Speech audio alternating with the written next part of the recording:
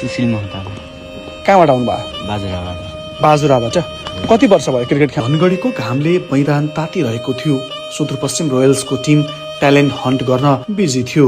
मैदानभित्र सयौं युवाहरू जोश र ऊर्जा भरिएका, केही बल फ्याँकिरहेका, केही ब्याट हानिरहेका त केही दौडिरहेका थिए। हातमा बल, काँधमा ब्याट, आँखामा सपना। हामी त्यही भिडबीच पुगेका थियौं। हेरौं सुदूरपश्चिमका छोराछोरीले आफ्नो सपना कसरी पछ्याइरहेका छन् भनेर। त्यही भिडको छेउमा मैदानको बार बाहिर एकजना आमा उभिरहेकी थिइन्। हरियो पहिरनमा, नाङ्गो घाममा उनी चुपचाप मैदानतिर हेरिरहेकी थिइन्।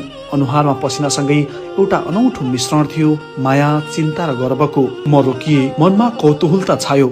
किन होला यी आमा यति ध्यानपूर्वक हेरिरहेकी? म नजिकै गए, सोधे, आमा तपाईको छोरा पनि खेल्दै हुनुहुन्छ? आमाले मन्द मुस्कानसँगै टाउको हल्लाउनु भयो। फेरि सोधे, कहाँबाट आउनु भएको आमा? हो बाबु, म बाजुराबाट छोरा लिएर आएकी हुँ। त्यो उत्तरसँगै एक भावना फैलियो।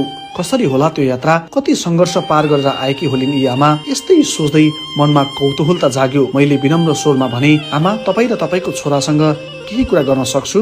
आमाले टाउको हलाउँदै हुन्छ भनिन्। मैले उहाँलाई धनगढी क्रिकेट एकाडेमीको भित्रपट्टि ग्राउन्डमा लगेर छोरालाई बोलाउन हराए। आमाले आफ्नो छोरालाई बोलाइन्। सानो शरीर, छट्ट कद मिलेको, ठुला आँखा, सपना चम्किरहेको। मैले सोधे, बाबु तिम्रो नाम के हो? उनले छोटो उत्तरमा भने, मेरो नाम सुशील महत्तरा हो। म बाजुराबाट आएको हुँ। अहिले कक्षा 8मा पढ्छु। 3 वर्ष भयो क्रिकेटलाई आफ्नो जीवन बनाएको। मैले सोधे, किन क्रिकेट? कसरी लाग्यो खेल्न मन? सुशीलले मुस्कुराउँदै भन्यो, सन्दीप लामिछानेलाई हेरेर खेल्न मन लाग्यो। उनी जस्तै बोलिङ गर्न चाहन्छु। उनी मेरो हिरो हुन्। तर त्यसपछि उनले शान्त स्वरमा आफ्नो वास्तविकता पनि खोले। म घरको जेठो छोरा हुँ। सानो भाइ छ, आमा मात्रै हुनुहुन्छ। मलाई सहयोग गर्ने कोही छैन। तर म हार्दिन। मैले क्रिकेटलाई सपना बनाएको छु र त्यसलाई पुरा गर्न चाहन्छु।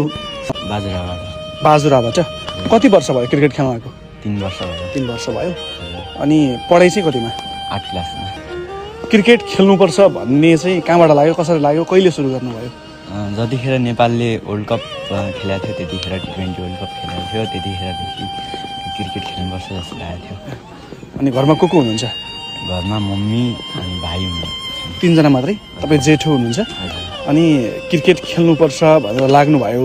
अनि क्रिकेटमा कस्तो बन्न चाहनुहुन्छ? कुन खेलाडीलाई हेरेर तपाईँ खासमा अझ धेरै क्रिकेटमा तपाईँको लगाव हो खासमा? म चाहिँ क्रिकेटर नै बन्नुपर्छ भन्ने चाहिँ डेल स्टेनलाई हेरेर लगाएको हो। अब नेपालको प्लेयर हेर्ने हो भने चाहिँ सन्दीप लामिछानेलाई नै हेरेर लगाएको। क्रिकेट खेल्नुपर्छ। तपाईँको सबैभन्दा राम्रो चाहिँ क्रिकेटमा कुन पक्ष हो? मेरो बलिङ। बलिङ गर्नुहुन्छ? हजुर। अहिलेसम्म कुनै जिल्ला स्तरीय